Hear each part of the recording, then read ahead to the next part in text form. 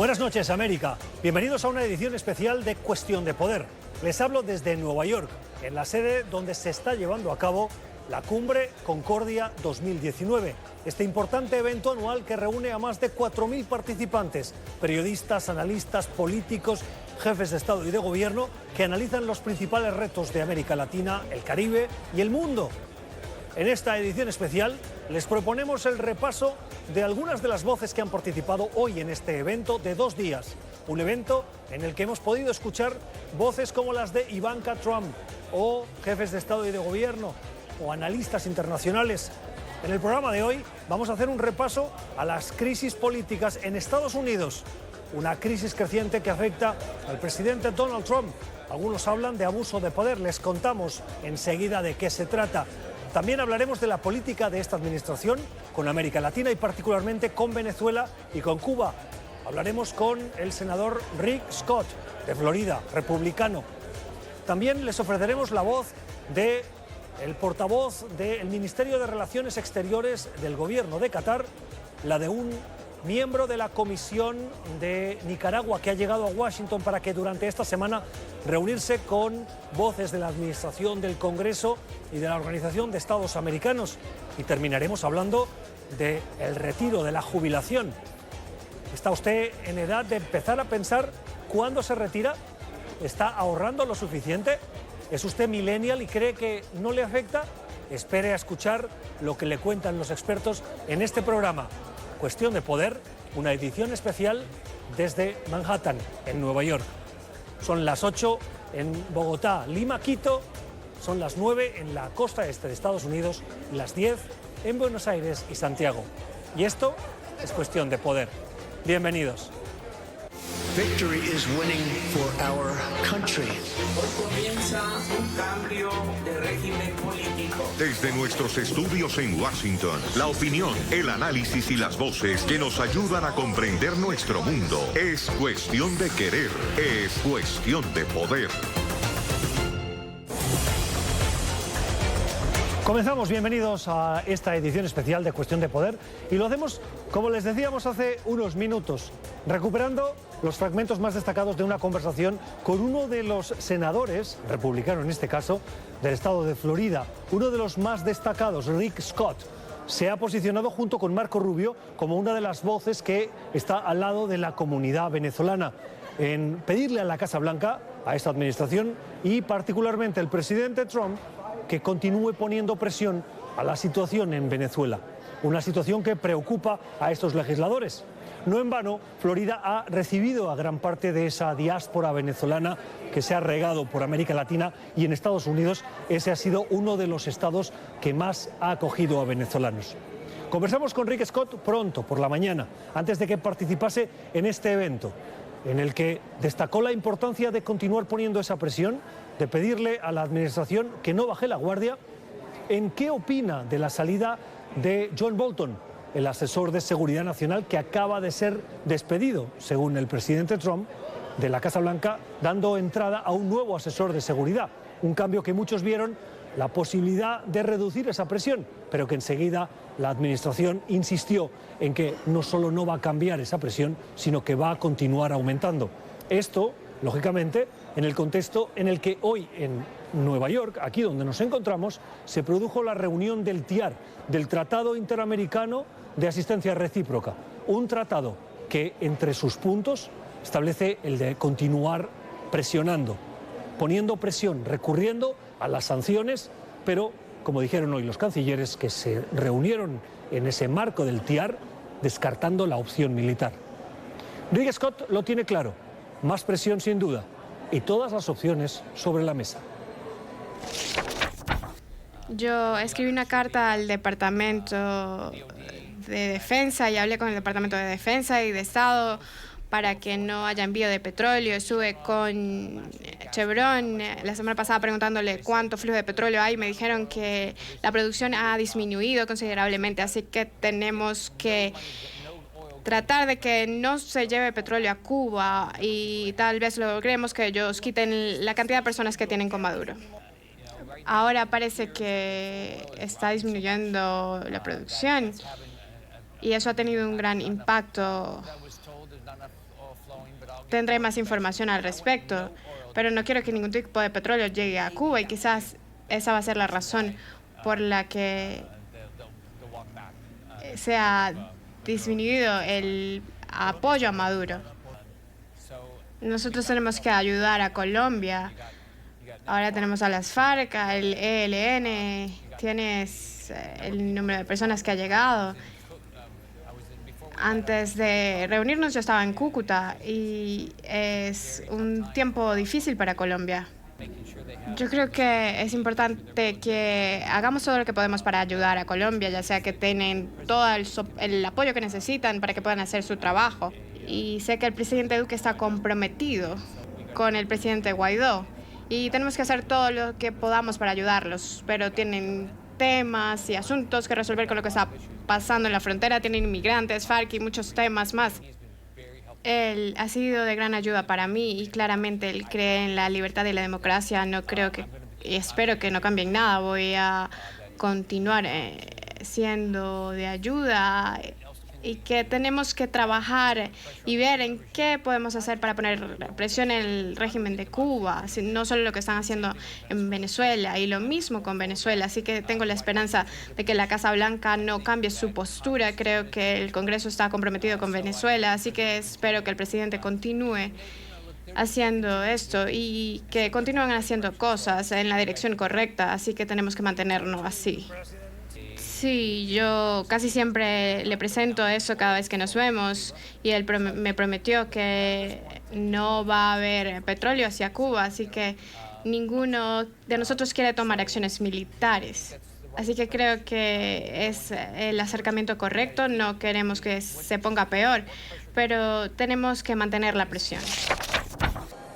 Seguimos en Cuestión de Poder, en esta edición especial desde Concordia, en el centro de Manhattan, en Nueva York, donde más de 4.000 personas, políticos, periodistas, analistas, miembros de gobierno, se reúnen durante estos 2 días en este importante evento en el que NTN24 es medio aliado. Con la mirada también puesta en la política estadounidense, y es que el escándalo es mayúsculo. La semana pasada conocíamos que el presidente Donald Trump había utilizado una de sus llamadas con líderes internacionales, particularmente con el presidente de Ucrania, para pedirle que investigasen, dice la prensa norteamericana, al hijo de Joe Biden.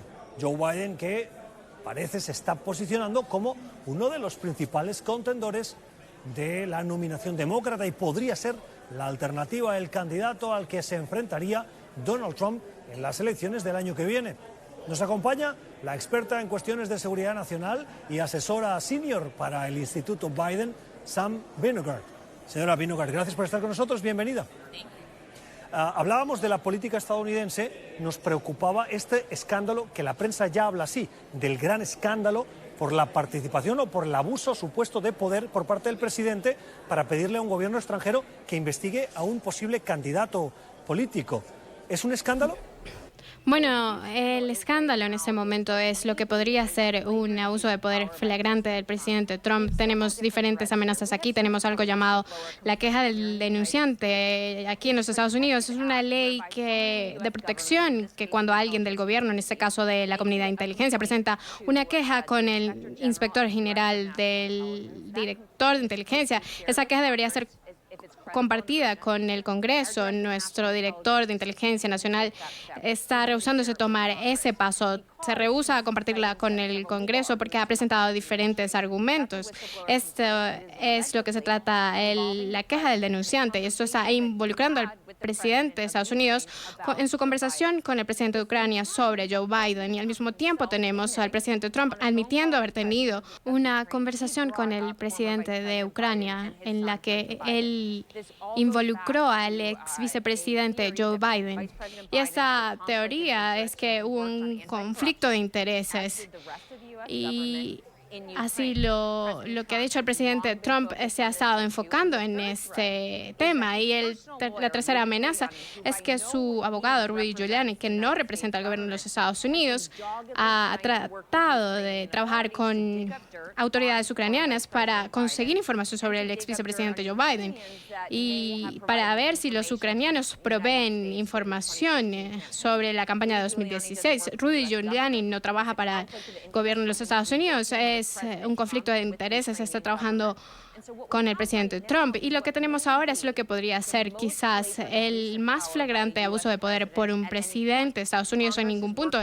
El Congreso está trabajando en la denuncia del denunciante. Vamos a ver si los demócratas llaman al impeachment. Y realmente este es quizás la crisis constitucional más grande que ha tenido los Estados Unidos. El presidente Trump ha dicho que está dispuesto a hacer pública la transcripción de su conversación con el presidente de Ucrania, porque dice no tiene nada que esconder y esto se lo está inventando la prensa para atacarle políticamente. ¿A quién tenemos que creer?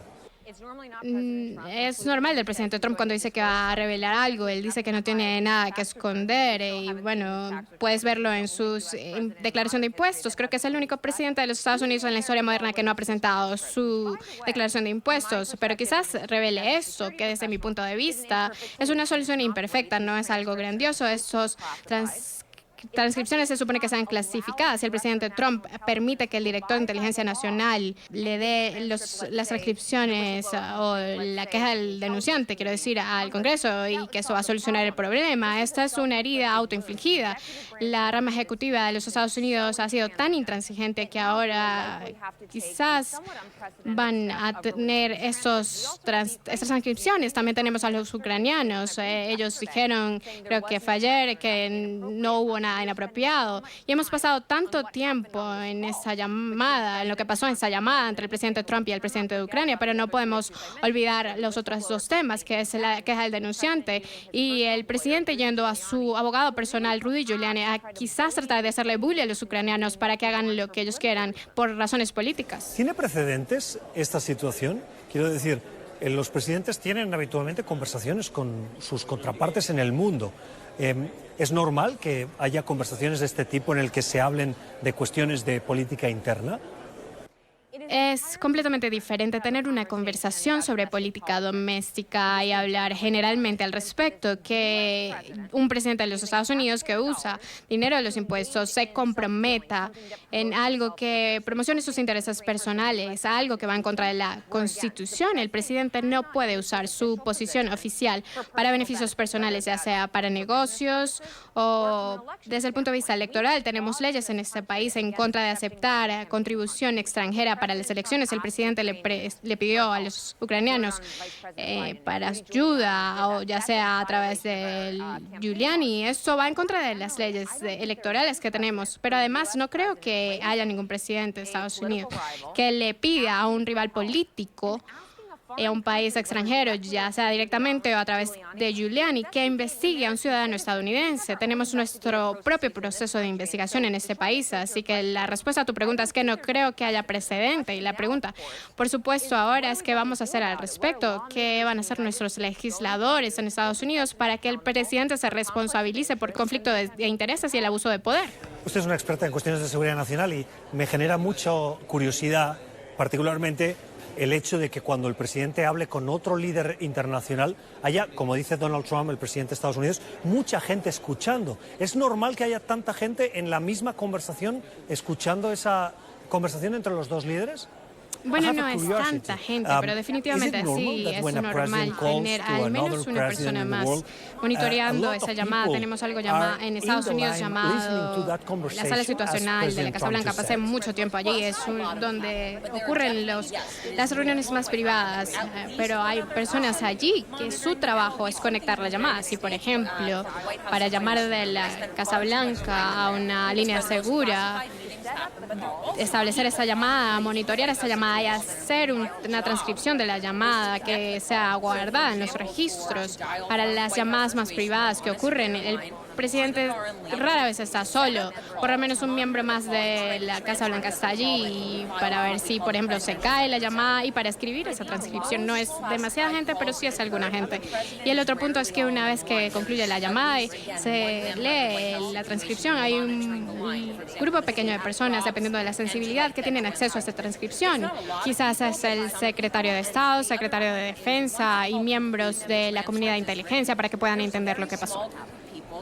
Es Sam Vinogradov, es experta en cuestiones de seguridad nacional y es asesora senior del Instituto Biden. Sam, thank you for being here tonight. Vamos a la pausa. Esta ha sido una conversación sobre política estadounidense. Después de los comerciales continuamos en esta edición especial de Cuestión de Poder, desde Concordia 2019. Seguimos en Cuestión de Poder en esta edición especial en la que también nos fijamos en Washington, en la política de Washington, que hoy ha comenzado a recibir a una delegación de 7 miembros de la oposición y de la sociedad civil nicaragüense que han viajado a la capital estadounidense durante toda la semana. Van a mantener reuniones con la Casa Blanca, con la Organización de Estados Americanos y con congresistas y senadores con el objetivo de hacerles llegar el mensaje de la gravedad de la situación, de la violación de derechos fundamentales en Nicaragua. Uno de los miembros de esta comisión es Max Jerez. El señor Jerez es el coordinador de la Comisión Política de la Alianza Cívica por la Justicia y la Democracia de Nicaragua y los saludamos a esta hora desde Washington. Señor Jerez, gracias por estar con nosotros. Buenas noches, bienvenido. Hola, gracias a vos por permitirme estar aquí en este programa compartiendo con todos los televidentes. ¿Cuál es el mensaje que van a llevar a cada una de esas reuniones que van a mantener, reuniones de alto nivel en Washington? Bueno, como bien has mencionado, estamos siendo parte de una delegación conjunta entre las principales organizaciones de la oposición en Nicaragua. Una es la Alianza Cívica por la Justicia y la Democracia, a la cual pertenezco, y otra es la Unidad Nacional Azul y Blanco.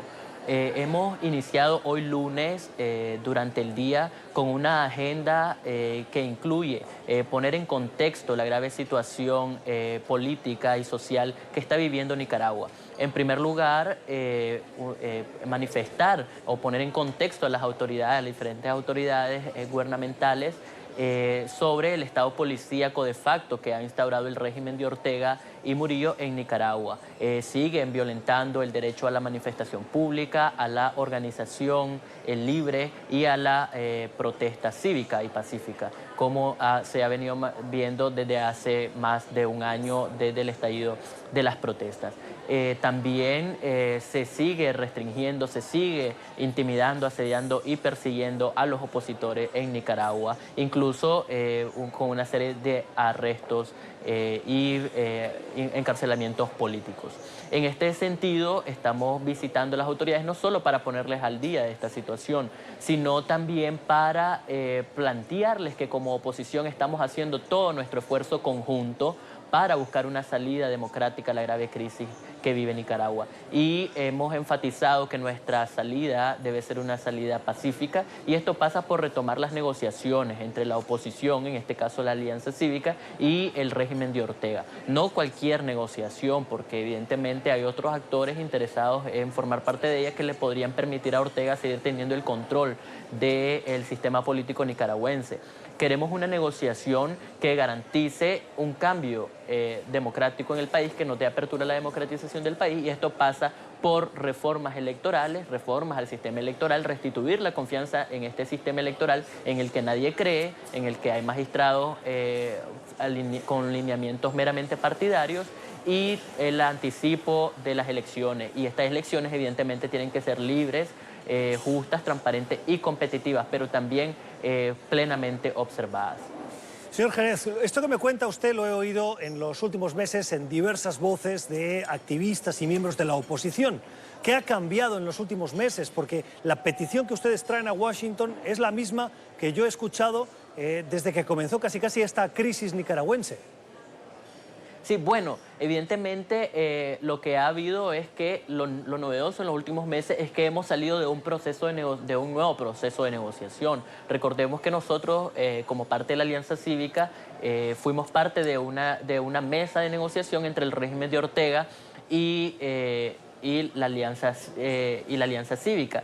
En lo particular, estamos evidenciando el incumplimiento, esta vez de Daniel Ortega, que ha iniciado una campaña internacional de decir que ha cumplido. Evidentemente, se firmaron algunos acuerdos en el producto de esta mesa de negociación, como fue el acuerdo de liberación de presos políticos, que no se ha cumplido en su totalidad, pues los presos políticos no han salido libres de manera definitiva y salieron con una libertad condicionada. Otro de los acuerdos ha sido el de libertades y derechos ciudadanos, que tampoco ha cumplido Ortega, pues sigue reprimiendo el derecho a la protesta, a la manifestación, sigue censurando medios de comunicación, pero estamos evidenciando ese incumplimiento, además que las causas de la crisis, la falta de justicia, la ausencia de democracia y de institucionalidad democrática no ha sido resuelta. Por lo tanto, no se ha resuelto la crisis política en Nicaragua como pretende vender Ortega ante la comunidad internacional, vendiendo un clima de normalidad. Hay un estado de policíaco de facto, evidentemente las protestas han disminuido porque cada vez es más difícil protestar en Nicaragua. Los espacios de protesta han quedado reducidos a espacios privados, que no, incluso en espacios privados no te eximen de caer bajo las fuerzas policiales. Señor Jerez, ¿cree, dado esta serie de incumplimientos por parte del régimen de Ortega, que la solución pasa por más sanciones? Y ahí le pregunto, ¿ustedes van a pedirle a los congresistas, a los senadores, a la Casa Blanca, que apliquen más sanciones diplomáticas al régimen de Ortega y sus allegados? Bueno, quiero aclarar que las sanciones no son la solución al problema, son parte de los mecanismos que tienen algunas de las instituciones y autoridades de gobierno estadounidenses para ejercer presión sobre el régimen de Daniel Ortega y de Rosario Murillo. Evidentemente hay sanciones individuales que tienen mucha influencia sobre el círculo de poder de Ortega y en ese sentido ellos estarán tomando. Recordemos que la decisión de sancionar o no responde únicamente a las autoridades de gobierno. Nosotros estaremos conversando sobre cómo estas medidas y otras medidas en el espacio de lo posible pueden ayudar a buscar la solución definitiva, que es reformas electorales y anticipo de las elecciones. ¿Creen ustedes que el régimen de Ortega está por la convocatoria de elecciones en ese proceso que ustedes están reclamando?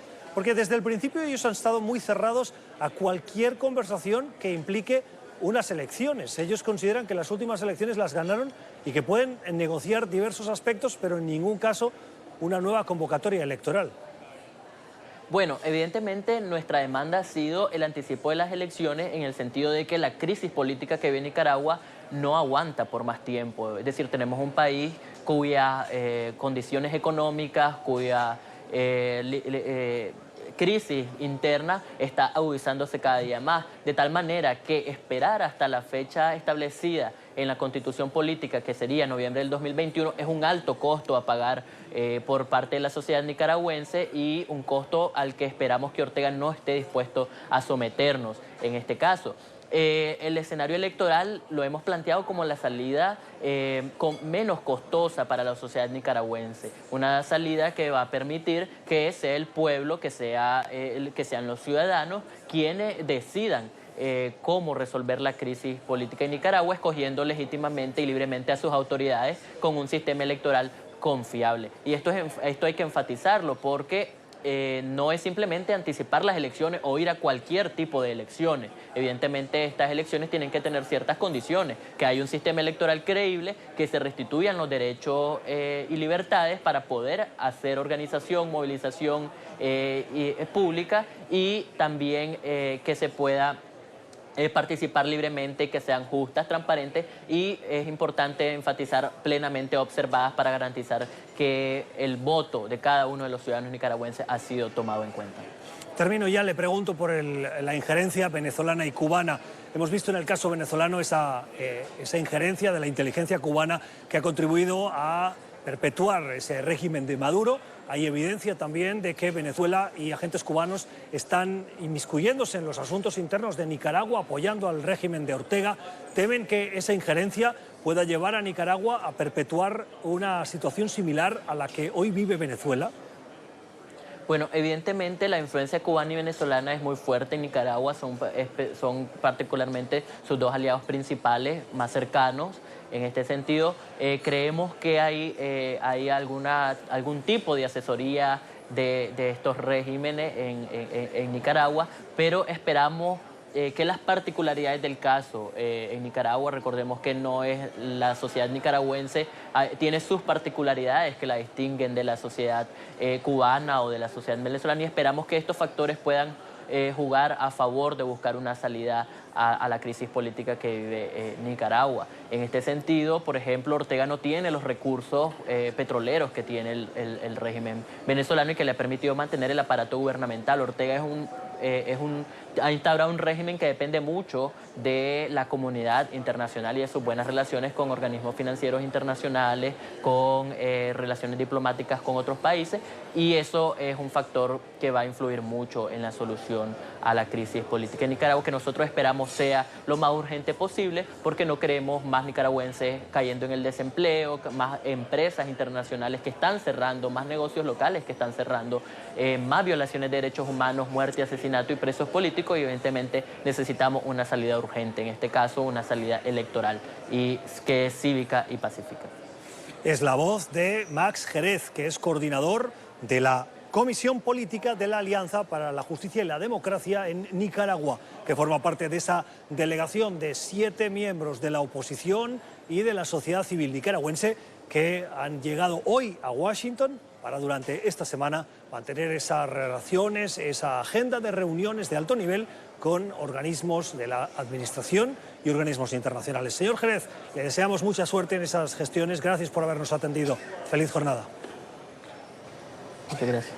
Esto es Cuestión de Poder. Ya regresamos. Seguimos en Cuestión de Poder con las voces de los protagonistas. Nueva York, ebullición con la presencia de líderes de todo el mundo, gobiernos que vienen a exponer sus puntos de vista. La actualidad internacional en NTN 24 también pasa por el Golfo Pérsico. En las últimas horas Irán decidió liberar un carguero, un petrolero británico. Esto en el marco de la tensión que hoy mantiene Arabia Saudí y Irán por el reciente atentado a una de sus refinerías. Nos acompaña la portavoz del Ministerio de Relaciones Exteriores del Gobierno de Qatar, la señora Lulu Al-Qatar. Señora Qatar, gracias por estar con nosotros. Bienvenida a Cuestión de Poder. Welcome. Muchísimas gracias. ¿Cuál es su reacción a la decisión de Irán de liberar este carguero esta mañana en el marco de esta crisis regional? Muchísimas gracias por la invitación. De hecho, no ha sido confirmado todavía quién está detrás de los ataques. Los saudíes, que son la primera mano que usted puede imaginar como actor o activo en esta situación, no han anunciado todavía o confirmado de dónde vienen los ataques. Y es muy difícil construir una respuesta en un punto que no ha sido establecido todavía. Pero el gobierno de Arabia Saudí ha mostrado evidencias de que detrás del atentado estaba el régimen iraní. El gobierno saudí, por lo que yo sé, ha por supuesto mostrado el ataque, pero han dicho que están investigando estos hechos todavía y quién está detrás del ataque. Y una vez más, como lo dije anteriormente, es difícil construir una respuesta basado en hechos que no tienen fundamento todavía. Estados Unidos ha dicho que apuesta por la solución diplomática antes de que por una escalada bélica. ¿Cómo cree que tiene que resolverse esta situación de tensión creciente en la zona de Medio Oriente? Absolutamente. Quiero decir, nuestro acercamiento hacia Qatar siempre ha sido buscar soluciones diplomáticas y la mediación todo el tiempo en todos los conflictos. Así que estamos de acuerdo con esta evaluación. La solución a esta situación es, por un lado, para que todos los actores en general, es decir, estamos hablando de muchas crisis, por cierto, en la región está la situación en el Golfo con los tanques y todo esto, pero está la guerra en Yemen, la guerra en Libia, etcétera. Así que con todas estas situaciones, llamamos a todas las partes a detener las agresiones y luego a regresar a la mesa de negociaciones. Esta es la única forma, la única salida, y como puede imaginarse, nuestra región no puede soportar otra crisis. Es muy difícil tratar con otra crisis. ¿Cómo valora la política de Estados Unidos respecto de Irán al retirarse del acuerdo internacional de proliferación nuclear, de control de su desarrollo del programa nuclear, que ha, en el fondo, acabado desencadenando esta crisis? Bueno, los Estados Unidos ha dicho en repetidas oportunidades, ya sea el presidente o el secretario de Estado, ambos han dicho que ellos no quieren ver una confrontación militar en la región, así que con esto estamos de acuerdo, así que creo que todavía necesitamos encontrar un acercamiento en cómo vamos a lograr una salida pacífica de esa situación, sin empujar a alguna de las partes a llegar a la opción militar, y nos mantenemos con esperanza. Y en el pasado hemos dicho que si ambas partes quieren sentarse y negociar, nosotros estamos más que felices de jugar este rol mediador. Pero nuevamente ninguna de estas partes, de hecho, se nos ha acercado todavía, pero esperamos que esto ocurra pronto. Estamos terminando. ¿Cómo pueden los países de América Latina contribuir a facilitar una solución, si es que hay algún tipo de mediación que puedan hacer en la crisis que se está viviendo hoy en Oriente Medio? El papel, ya sea de la Unión Europea o de países latinoamericanos, es bastante crucial. Es muy importante que nosotros creemos una especie de consenso, un consenso de la comunidad internacional alrededor de un número de principios sobre cómo tratamos con el conflicto. Ahora, como usted se puede imaginar, Alemania en un punto del tiempo trató de solucionar esta situación. Francia es muy activa, e incluso Japón, por cierto. Pero los países latinoamericanos, creo que ellos disfrutan las buenas relaciones con todas las partes de este conflicto, y quizás pueden usar esas relaciones para de alguna manera ofrecer apoyo y traer a las diferentes partes a la mesa de negociación. Y hay un elemento importante aquí, el sector energético. Quiero decir, el sector energético va a afectar a Europa, a América Latina, y es por eso que cada bloque tiene un interés en resolver esta situación de manera pacífica. Usted es directora ejecutiva del Foro de Doha.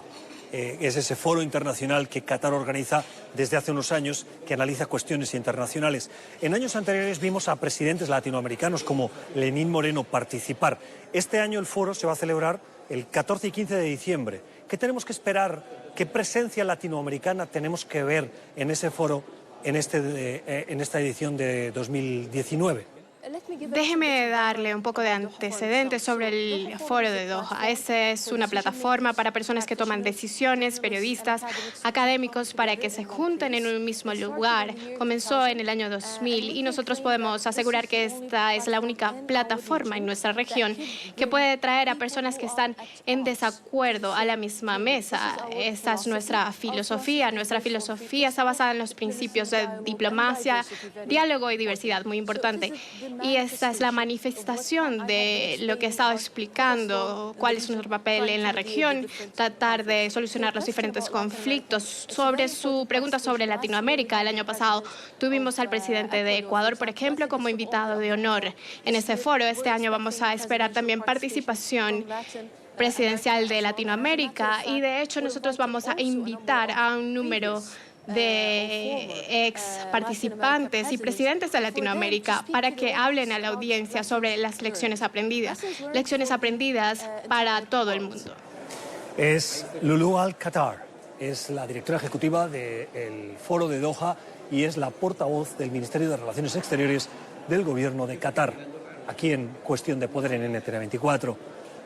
Gracias por haber estado con nosotros. Gracias. Thank you. Vamos a la pausa, ya regresamos.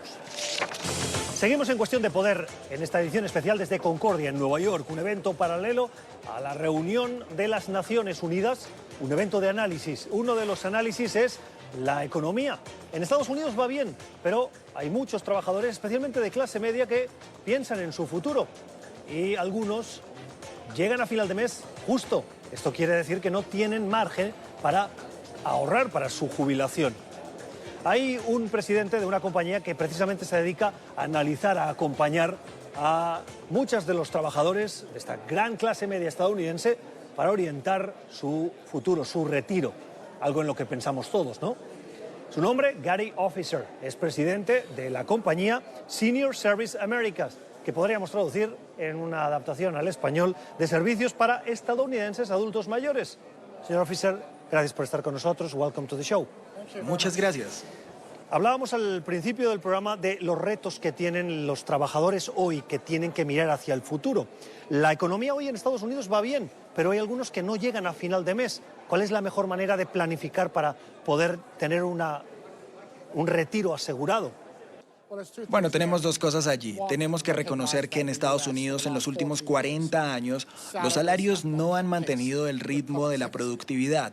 Entonces, mientras la productividad ha aumentado, el salario se ha estancado, lo que significa que las personas tienen menos dinero en términos reales, para ponerlo de esa manera. Así que eso es bastante preocupante. Además, se tiene que reconocer que tenemos que comenzar a encontrar caminos para incrementar las escalas, convertirse competitivo en términos de la fuerza laboral. Hay muchos trabajos, por ejemplo, que son realizados por latinos de mediana y baja escala. Muchos de esos trabajos, y escuché el número, cerca del 40 al 50% de los trabajos son realizados por latinos en este país y desaparecerán como resultado de la alternancia y la inteligencia artificial. ¿Dónde están esos trabajos? En los cajeros, por ejemplo, son también los conductores de autobuses, son trabajos de mediana a baja calificación en los que muchos latinos están involucrados, pero que van a desaparecer. Tenemos que encontrar las formas de invitarlos a aumentar sus habilidades, mejorar sus habilidades cuando se aborda la tecnología, para que puedan permanecer a la vanguardia como miembros totalmente investidos de nuestra economía. Mejorar las habilidades quiere decir educación, y precisamente la educación necesita tiempo. A veces estos trabajadores no tienen tiempo para educarse. ¿Quién tiene que garantizar la educación? ¿Ellos buscando su espacio en su día a día o las compañías en las que trabajan acompañándoles en ese proceso? Bien, déjeme tratar de responderle esta pregunta. Hay dos partes también. Uno, nuestro gobierno tiene que invertir más en fuerza laboral. Si usted compara los gastos de desarrollo de la fuerza laboral en Estados Unidos con la expansión permanente, estamos en la posición 23 de los 25 países de la OCDE. 9 de las 11 economías asiáticas invierten más en desarrollo laboral que los Estados Unidos. Así que estamos detrás de los competidores globales cuando se trata del gasto en fuerza laboral. Podemos hacer mucho más. Eso es lo primero. En segundo lugar, nosotros como individuos tenemos que invertir en nosotros mismos. Tenemos que encontrar el tiempo cuando sea necesario para ir a la comunidad académica a tomar clases. Algunas de ellas son gratis, porque esto es probado en función de los ingresos, ¿correcto? Entonces tenemos que encontrar el tiempo, los recursos y las habilidades para que podamos ser competitivos y capaces. Hemos visto recientemente en estados clave para las elecciones en Estados Unidos como Michigan, como Wisconsin, como Ohio, como Pensilvania, que se les llama estados del cinturón del óxido porque han sufrido un proceso de transformación. Los tratados de libre comercio que han afectado profundamente a estos estados porque han liberalizado las economías, han permitido a las grandes compañías deslocalizar las empresas que tenían para llevarlas a otros lugares. Esos tratados de libre comercio, ¿son buenos o son malos? Porque existe la percepción en la clase trabajadora estadounidense de que eso es malo porque les ha robado esos trabajos. ¿Es algo inevitable? Bueno, trato de mantenerme alejado de los aspectos políticos sobre la política comercial. Lo que puedo decir es que el comercio ha sido bueno para este país, el acuerdo con Canadá y México ha sido bueno para nuestra nación y ha sido bueno para nuestros trabajadores. Así que reconozco que siempre hay una compensación de esos acuerdos, pero en general puedo decir eso. Miro las estadísticas sobre la participación en la fuerza laboral, sobre qué empleos han sido creados, cuánto se les paga a las personas y puedo decir que los acuerdos comerciales se han hecho razonablemente bien a favor de los trabajadores estadounidenses. Pero esa no es la cuestión, ¿correcto? El problema aquí es cómo podemos seguir creciendo lo suficientemente bien, hasta qué punto podemos nosotros proporcionar sueldos y salarios al crecimiento del consumidor. Y en este país durante mucho tiempo he visto un crecimiento del Producto Interno Bruto, pero un estancamiento de los salarios. Ese es el problema, no es el comercio, es la economía del trabajo, la economía de cómo decidimos cuáles son nuestras prioridades y cómo apoyamos la fuerza laboral en Estados Unidos. También puedo agregar algo a este punto 2 sobre algo que se ha mencionado. Hay algo único respecto a los latinos en Estados Unidos y sucede cuando ellos son emprendedores, ¿correcto? Hay un error al afirmar que muchos latinos usan al país o dependen del gobierno para recibir simplemente beneficios. Eso es fundamentalmente falso y usted sabe que es así. Puede verlo en California, incluso en la ciudad de Nueva York, a los latinos en camiones de comida, verá a los latinos limpiando oficinas y al mismo tiempo emprendiendo sus propios negocios. Entonces podemos fomentar el emprendimiento. Es posible en tanto se tenga la posibilidad de controlar su propio destino y no tener que depender afuera como empleado corriendo el riesgo de ser o no tratados de la manera correcta. Termino preguntándole por los millennials, esa generación joven que cuando le hablas de retiro, de jubilación, les estás hablando de algo extremadamente lejano. ¿Qué tienen que hacer los millennials para asegurar su futuro, su jubilación? Porque muchos hoy dan por hecho que no van a contar con una jubilación. Y eso es común, no solo por parte de la comunidad latina, sino de cuándo nacieron, ¿correcto? Es la relación entre la realidad de hoy y también lo que mañana pueda traer. Y una vez más, la sociedad, estamos más en el corto plazo. Entonces, tenemos que encontrar caminos a través de las universidades, en la secundaria, a través de la familia, para hablar sobre cómo nos preparamos individualmente para el día en el que ya no estemos más dentro de la fuerza laboral. Tenemos que hacer eso. Ahora, en segundo lugar, la naturaleza del mundo está cambiando. Hace muchos años en Estados Unidos conseguías un trabajo, pagabas tu pensión o entrabas en el plan de retiro 401k por tu futuro. Hoy en día, muchos estadounidenses, independientemente de su origen étnico, están en la economía de los trabajos cortos o esporádicos. Están en Uber, están en Airbnb y son este tipo de cosas las que representan lo esporádico, justamente. Ahora, ¿cómo podemos asegurarnos que en el futuro este tipo de sectores de empleos esporádicos puedan prepararse para el retiro cuando no trabajan por mucho tiempo? Esa es una de nuestras responsabilidades como adultos y como sociedad, instarlos a ahorrar a largo plazo para el retiro de nuestros millennials. ¿Qué similitudes hay entre lo que está pasando en Estados Unidos y los países de América Latina? Yo creo que las similitudes se basan en las experiencias de las ciudades. Actualmente en todo el mundo se está creciendo a un ritmo exponencial. Se prepara a nuestras comunidades a ir a las ciudades para encontrar esperanza y conseguir empleos. Pero también se ve alrededor de las ciudades de todo el mundo que hay características muy similares. La alternancia, inteligencia artificial, tecnología, eso cambia la naturaleza del trabajo sin importar de dónde sea el trabajo. Nueva York, Bogotá o Río de Janeiro. Usted va a encontrar las mismas características. Vamos a preparar una fuerza laboral independiente del lugar donde esté. A lo largo de América Latina, para la fuerza laboral del siglo XXI, se depende de la tecnología y cómo usted conduce el crecimiento económico a largo plazo. Hasta aquí esta edición especial de Cuestión de Poder. Gracias por la generosidad de su tiempo. Esperamos que hayan aprendido, como lo hemos hecho nosotros, de nuestros invitados. Nosotros volvemos mañana desde Concordia, en Nueva York. Que tengan una feliz noche.